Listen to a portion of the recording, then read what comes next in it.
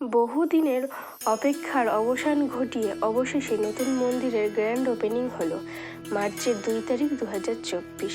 এই দিনে নৃসিংহ ভগবানের মন্দির উদ্বোধন হয়েছে। এরই মধ্যে পুরো মায়াপুর এত সুন্দরভাবে সাজিয়ে তোলা হয়েছে, কয়েক লক্ষ দর্শনার্থীরা ভক্তরা অধীর আগ্রহে অপেক্ষা করে আছে। নৃসিংহদেবকে পুরনো মন্দির থেকে নতুন মন্দিরে নিয়ে যাওয়া হচ্ছে। এটা হলো নতুন মন্দির। তোমরা সবাই জানো এই মন্দিরটি কয়েক বছর ধরে তৈরি হচ্ছিল। এবার আমরা মন্দিরের ভেতরে প্রবেশ করছি। কয়েক লক্ষ দর্শনার্থী মন্দিরের বাইরে ভিড় জমিয়েছে। এ যেন এক জনসমুদ্র।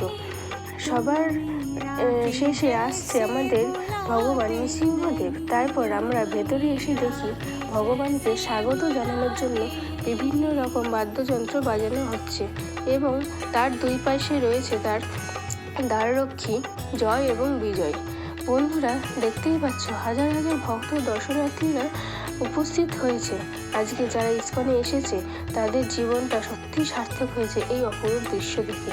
এরপর আমরা দর্শন করলাম রাধা মাধবের। তারপর আমরা নৃসিংহদেবের কাছে গেলাম।